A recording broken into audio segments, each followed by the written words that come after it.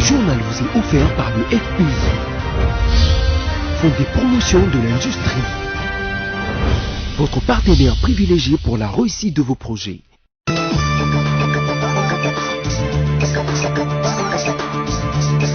C'est un plaisir de vous retrouver pour vous informer, mesdames, messieurs, bonsoir et bienvenue à ce journal. Levée du corps et exposition de la dépouille mortelle d'Étienne Tshisekedi ce vendredi 30 mai 2019.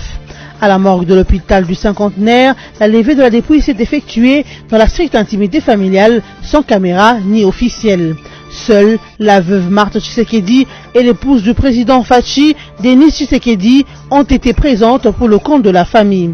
Après la morgue, le corps est exposé au stade des martyrs. Et puis le Front commun pour le Congo se félicite de contrôler désormais 24 sur le 26 provinces que compte la République démocratique du Congo depuis l'élection des gouverneurs du Nord Kivu et de Mai-Ndombe. Dans un communiqué, le coordonnateur de cette plateforme a salué la loyauté des élus provinciaux à l'égard de Joseph Kabila Kabange, leur autorité morale. Enfin, sachez que le monde artistique congolais a perdu l'un de leurs, Roger Vika, plus connu sous le nom de Mundweri, depuis ce jeudi 30 mai. L'artiste comédien a rendu l'âme à la clinique Galliema après plus d'un mois de soins. Le surnom de Mundweri Vantard lui a été donné suite au rôle d'extrapolation de sa vie privée dans différentes pièces théâtrales. Que l'âme de l'histoire disparue repose en paix.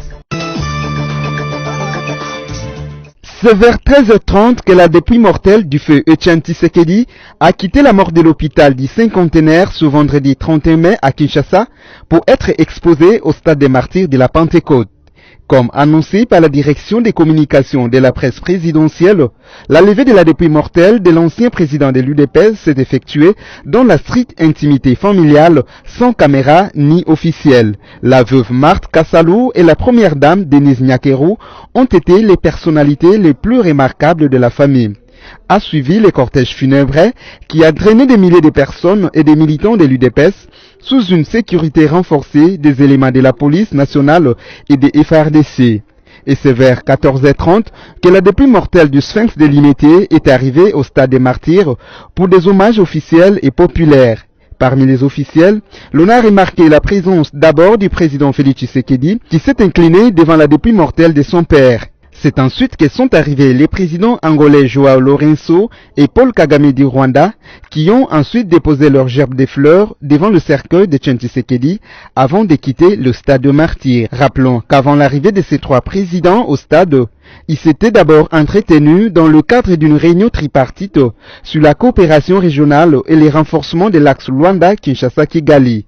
Le président Félix a enfin reçu le président Denis Sassou Nguesso du Congo-Brazzaville qui est venu participer à ses obsèques. Il est aussi annoncé la présence du Togolais Faure Gnassingbé.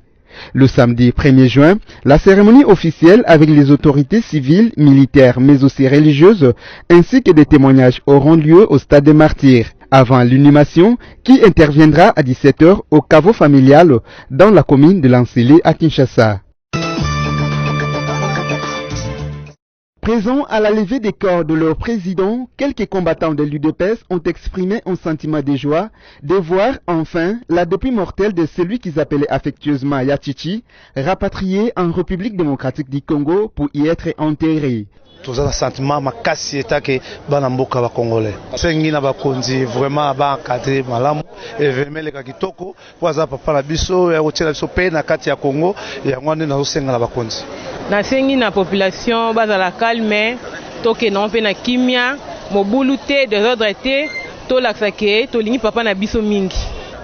Nous venons rendre les derniers hommages au président Étienne Tshisekedi. Il y a une photo. Pourquoi? Parce que c'est un homme qui mérite ces hommages. Il a lutté pour l'avènement de la démocratie dans ce pays. Toyeba momani tolekaki na dictature ya Mobutu. À cette époque, on était encore très jeunes, mais tokoli, to comprendre l'idéologie wana. En tout cas, c'est un homme qui mérite des honneurs. Nous savons qu'il n'est pas la seule plutôt à lutter pour la démocratie dans mboka oyo, mais je dirais c'est l'une des grandes personnes qui ont lutté pour que la démocratie soit instaurée dans mboka la biso. Tozaki na aéroport de 20h à 3h. Tout s'est sacrifié. Les lopes tout là les routes bien té. tolobi to ya lisusu pour rendre hommage. To repasser hommage à Seigneur non. Bon, pour le président Fachi, premièrement, na félicité yena équipe nae, c'est-à-dire Nabiso à combattant, parce que après la mort du président, nous avons fait son honneur, nous avons accédé au pouvoir. Tout ça l'honneur nae, mais cela ne suffit pas, parce que les peuples n'attendent pas seulement cela. À cause de l'essence ming et sikazali, soyito côté état de droit à la lettre. Comme le président s'est toujours battu. Ngai na trouva na kati ya papa oyo ngai rwanda image asuka ezali détermination na kati na ende eloko apresanga makasi. Père azaki mutu moko soki azwi décision donc ils étaient décisifs ti likamwa ne kokisama. Donc eloko wana vraiment pour ngai eloko moko na pendant makasi kuta père. Et puis le monde est ba combattant awa boye toye matanga toye vraiment matanga. Donc toye politique te si ya makama politique wana après matanga mutu nyonso na droit ya ole la papa Tshisekedi azali pona combattant et mon côté papa Tshisekedi azali pona tous les Congolais vraiment papa Tshisekedi makambo asali yango pona parti karaté asali makambo ebele pona Congo.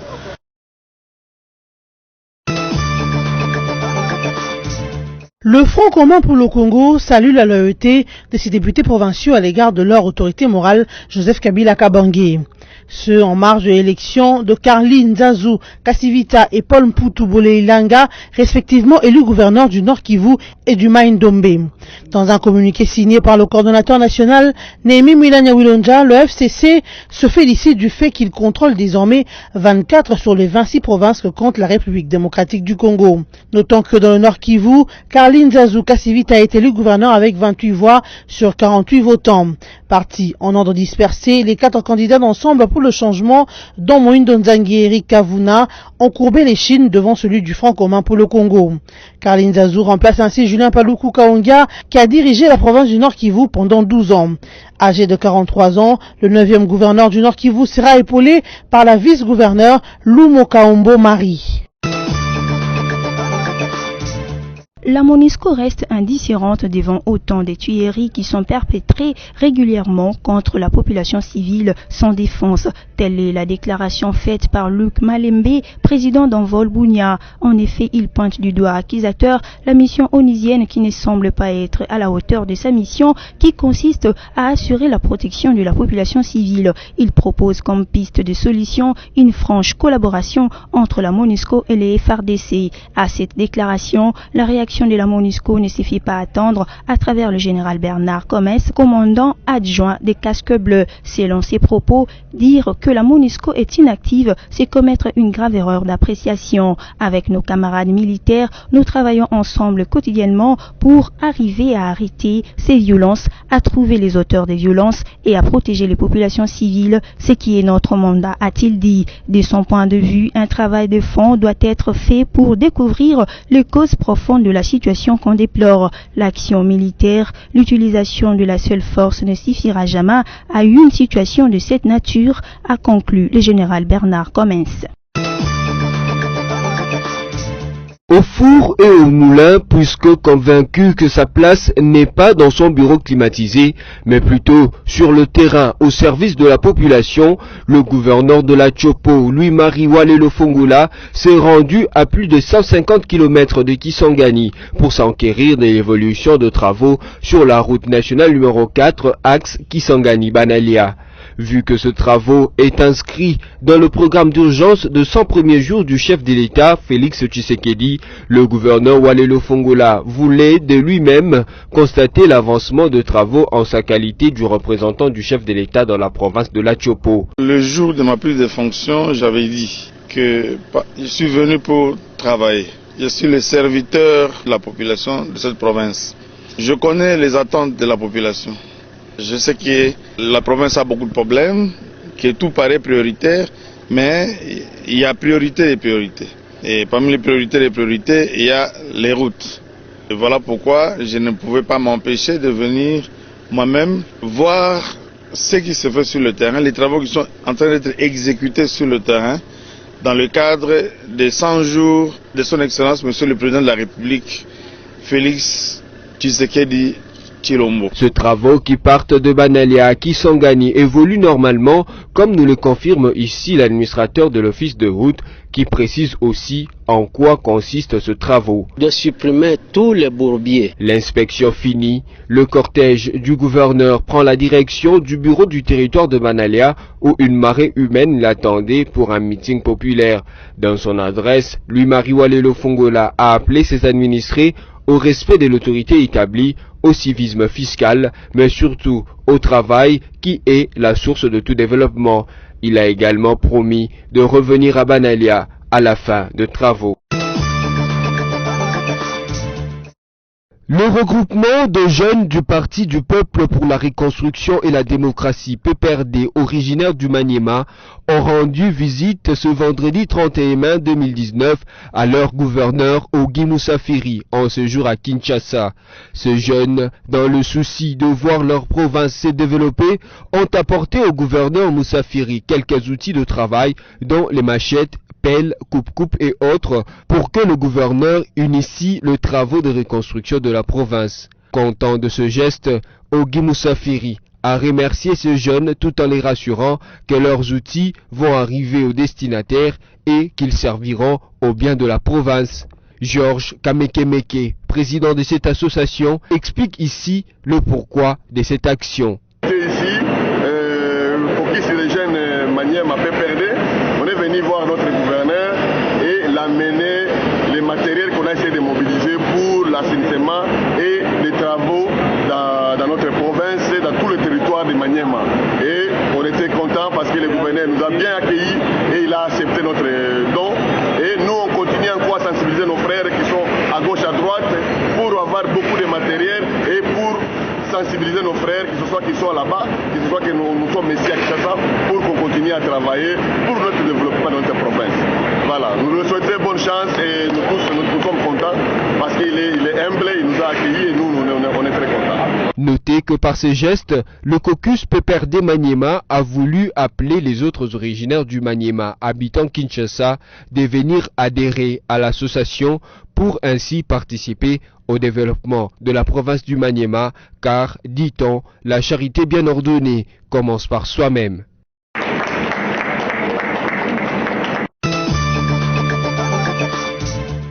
Le 31 mai de chaque année, l'Organisation mondiale de la santé OMS et ses partenaires mondiaux célèbrent la journée mondiale sans tabac, ce dans le but de souligner le risque pour la santé lié au tabagisme et de plaider en faveur de politiques efficaces pour réduire la consommation du tabac.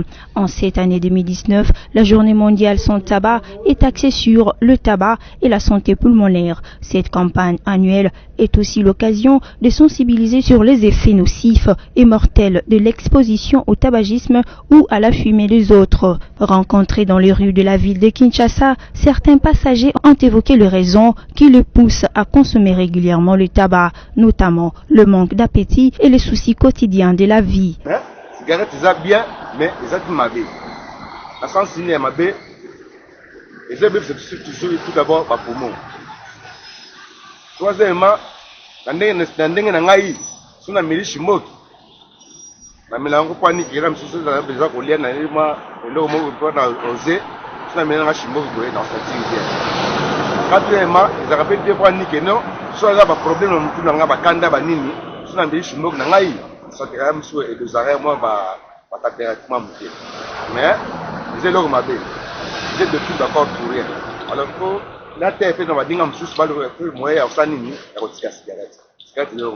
Kola ngai mbona kaza loka mabe poza ya protéine moko te na nzoto moto nona eza ni mabe eza bien te na komela cigarette mingi koma na braza ni paquet cigarette na kwa ni bali ali ndio na kile bila mama na ngai koma cigarette te sasa na mbona kaza loka ngai eza lo te moto ali atuna donc pesa yo tema mukise mukima mbango te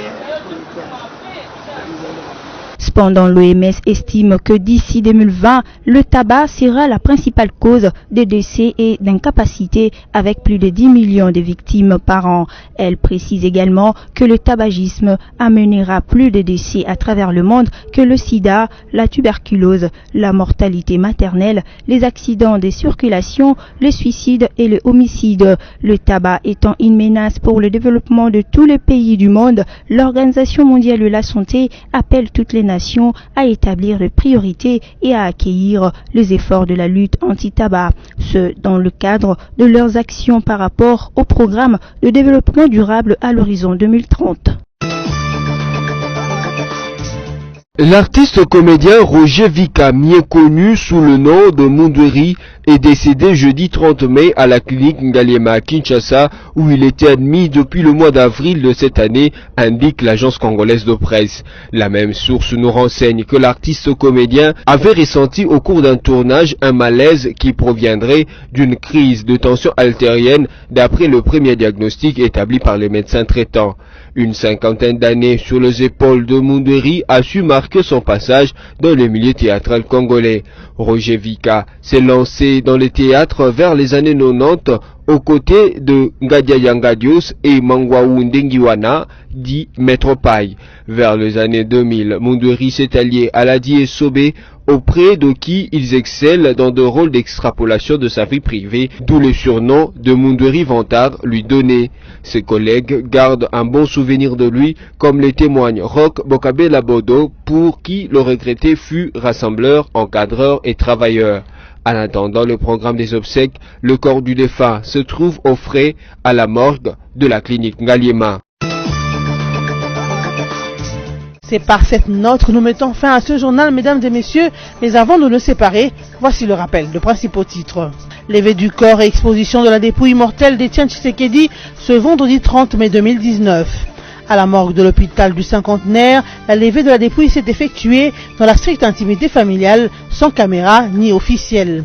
Seule la veuve Marthe Tshisekedi et l'épouse du président Fachi, Denis Tshisekedi, ont été présentes pour le compte de la famille. Après la morgue, le corps est exposé au stade des martyrs. Et puis le Front commun pour le Congo se félicite de contrôler désormais 24 sur les 26 provinces que compte la République démocratique du Congo depuis l'élection des gouverneurs du Nord Kivu et de Mai-Ndombe. Dans un communiqué, le coordonnateur de cette plateforme a salué la loyauté des élus provinciaux à l'égard de Joseph Kabila Kabange, leur autorité morale. Enfin, sachez que le monde artistique congolais a perdu l'un de leurs, Roger Vika, plus connu sous le nom de Mundweri, depuis ce jeudi 30 mai. L'artiste comédien a rendu l'âme à la clinique Ngaliema après plus d'un mois de soins. Le surnom de Mundweri Vantard lui a été donné suite au rôle d'extrapolation de sa vie privée dans différentes pièces théâtrales. Que l'âme de l'histoire disparue repose en paix. C'en est fini pour ce soir. Merci à vous tous d'avoir suivi ce journal.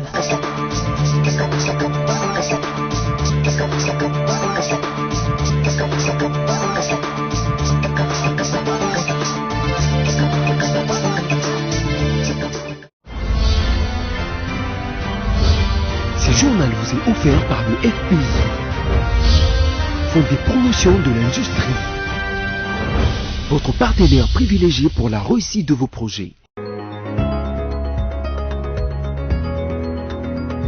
Merci d'être avec nous pour parcourir la presse en ligne de ce vendredi 31 mai 2019. Commençons avec les sites d'actualité Congo Virtuel qui titre « Gouvernorat, le FCC remporte le Nord Kivu et le Mai-Ndombe ». Le Front commun pour le Congo FCC vient de clôturer le premier cycle électoral de 2018 en remportant les deux provinces qui restaient à pourvoir en exécutif, à savoir le Nord Kivu et les Mai-Ndombe. Carly Nzanzu Kassivita, candidat du BIREC de Justin Paluku, ex-gouverneur de la province, a en effet été élu gouverneur de la province du Nord Kivu avec 28 voix lors du scrutin organisé ce jeudi 30 mai à Goma. Il a ainsi battu les candidats d'Ensemble pour le changement, Moïndo Nzangi Butondo 11 voix et Eric Kavuna 9 voix. Le candidat indépendant Théobald Binamungu n'a récolté aucune voix. L'opposition, qui compte pourtant 24 députés sur 48 à l'Assemblée provinciale du Nord Kivu, paye les frais de la division qui l'a rendu incapable de désigner un candidat unique pour affronter celui du FCC. Pire, 4 de ces députés ont donné leur voix aux candidats de la majorité. Poursuivons cette revue de presse avec Forum des As qui note en grand titre: après avoir attendu 2 ans et 3 mois, les Kinois accueillent le corps de Etienne Tshisekedi avec ferveur. L'avion transportant le corps de Etienne Tshisekedi s'est posé hier jeudi à 19h20 à l'aéroport international de Njili. C'est le président de la République, Félix Tshisekedi en personne, qui l'a accueilli sur le tarmac à l'arrêt complet de l'appareil. Un moment de très forte émotion lorsqu'accompagné de son épouse, le chef de l'État s'avance puis pose ses mains sur le cercueil. La première dame fond à larmes. L'ex-leader emblématique de l'UDPS et père biologique de l'actuel Raïs, décédé le 1er février 2017 à Bruxelles, où il a été conservé jusqu'hier dans une morgue, va enfin reposer sur la terre de ses ancêtres. En cette matinée de vendredi 31 mai, les Kinois vont rendre hommage à celui qu'ils appelaient affectueusement Yachichi. Le programme des funérailles prévoit l'exposition de la dépouille de l'illustre disparu au stade de Martyrs à 10h30, ce après la levée du corps à 9h juste à l'hôpital du Cinquantenaire au terme d'une cérémonie limitée aux seuls membres de la famille et aux invités du chef de l'État. Bouclons cette revue de presse avec les sites de la radio Okapi qui écrit Bahati Lukwebo sur Etienne Tshisekedi, il reste immortel dans la mémoire collective. Le gouverneur de Kinshasa, Gentili Ngobila, a ouvert jeudi 30 mai les registres de condoléances à l'hôtel de ville. Des Congolais, des autorités et autres membres du corps diplomatique y passent pour signer ce livre. Parmi les acteurs politiques, Modeste Bahati Lukwebo de l'FDCA a rendu hommage à Etienne Tshisekedi. Pour lui, l'ancien Premier ministre reste immortel dans la mémoire collective. Il rappelle qu'il a été à l'école de l'UDPS et d'Etienne Tshisekedi avant de militer dans la société civile et dans le regroupement politique FDC et alliés. Il indique à ce jour, il continue la lutte pour la démocratie, le changement, l'état de droit et la transformation de Congolais. Cette revue de presse est terminée. Merci à vous de nous avoir suivis et restez-nous toujours fidèles.